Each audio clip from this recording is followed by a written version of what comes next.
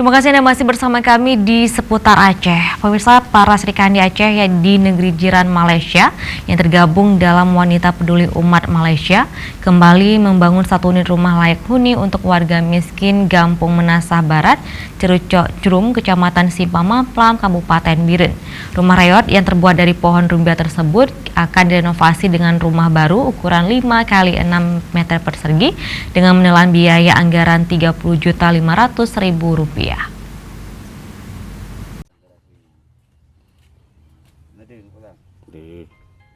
Rumah warga miskin Gampung Menasah Barat, Cerucok Crum, Kecamatan Simpang Mamplam, Kabupaten Biren, untuk seminggu ke depan akan direnovasi menjadi rumah layak huni oleh Barisan Muda Umat Kabupaten Biren.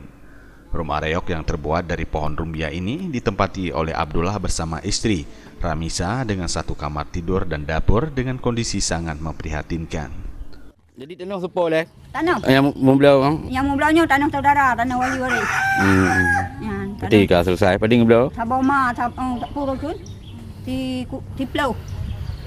Ti publau tai ti dah tempat meu. Oh, mana? Tukar dah kun. Adapun donatur untuk pembangunan rumah ini dari warga Aceh yang tinggal di Malaysia yang tergabung dalam Wanita Peduli Umat Malaysia, di mana donasi tersebut dikumpulkan dari pengusaha Aceh dan seluruh masyarakat Aceh yang menetap di Malaysia baru kemudian disalurkan melalui BMU Pusat ke Aceh.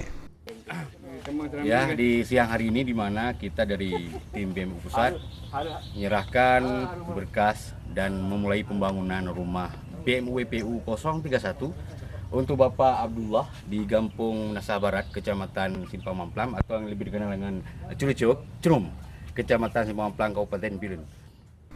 Abdullah menerima bantuan rumah seharian bekerja sebagai buruh bangunan hanya mendapatkan upah Rp70.000 per hari untuk memenuhi kebutuhan 6 orang anaknya. Berdasarkan verifikasi yang dilakukan tim BMU Pusat, rumah baru berukuran 5 x 6 meter persegi tersebut akan menelan anggaran sebesar Rp30.500.000 dibangun menjadi rumah layak huni.